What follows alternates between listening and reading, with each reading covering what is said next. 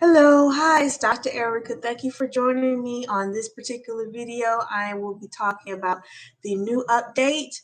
I'm sure a lot of people have heard about it. Where 26, 27 about the new news.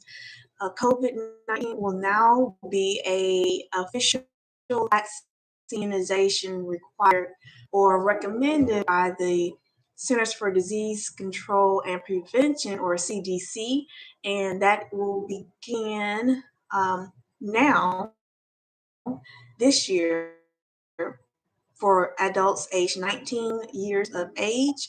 Those particular individuals will be asked to have the full series of the COVID-19 as well as the booster edition. So do be on the lookout for pharmacies and retail pharmacies handing out more information and giving out more information to the general public. And those vaccines for COVID are, again, the Moderna, Pfizer, and also the J&J. Then there's a Novavax as well, Novovax. So please visit cdc.gov to learn about the vaccines in particular that you would like to be vaccinated with. First of all, read upon the research, read upon what the manufacturer has to say about each of these, and also they are interchangeable. That's the Moderna and the Pfizer. They're interchangeable. So if you start the series with one, the boosters can be interchanged with another manufacturer. So if you, for example, you start with Moderna, you can get the booster of Pfizer. You can get the booster of Pfizer in there just in case Moderna is not available at that particular time. The Pfizer can be substituted in place and vice versa. So do understand that. Okay, so the Moderna series consists of day one, first dose, zero point 0.5 milliliters, and then 4 to 8 weeks later, a second dose of the zero point 0.5 milliliters, and that completes the series. Okay, after the series, there is an opportunity for the booster at 5 months after the second dose. In order to qualify for the booster, it is recommended that the patient is completely healthy and the patient has completed parts 1 and parts 2, and also the patient has record that they have completed those. Okay. Now for the booster of Moderna, the booster shot is going to be 0.25 milliliters, half of the 0.5 milliliters. Again, it's going to be 0.25 milliliters of the Moderna booster at that 5-month period. And then the boosters continue on thereafter every 5 months or so.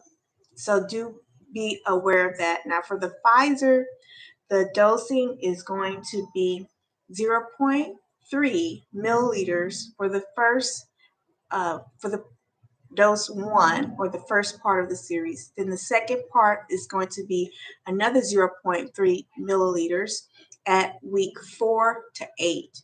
At week 4 to 8, the second administration will be given, and then after that second dose, the booster will be given, and that will be 5 months after that second or final series portion.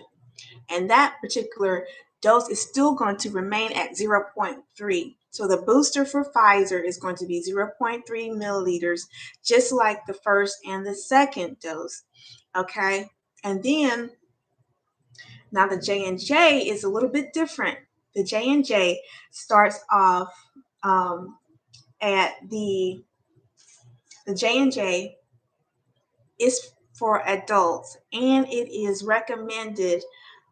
It's only given upon request. So do be aware of that. Pharmacies usually will give J&J upon request only because of its known effects previously, post-marketing research and post-marketing reports that have been given out. So J&J is only upon request at most pharmacies. Now, most pharmacies will initially give Moderna or Pfizer, and they will advertise that to let the public know what they have in stock. Okay, it's 0.25 milliliters. That's right, 0.25 milliliters. And then the patient comes back. That's just one dose. Then the patient comes back after 2 months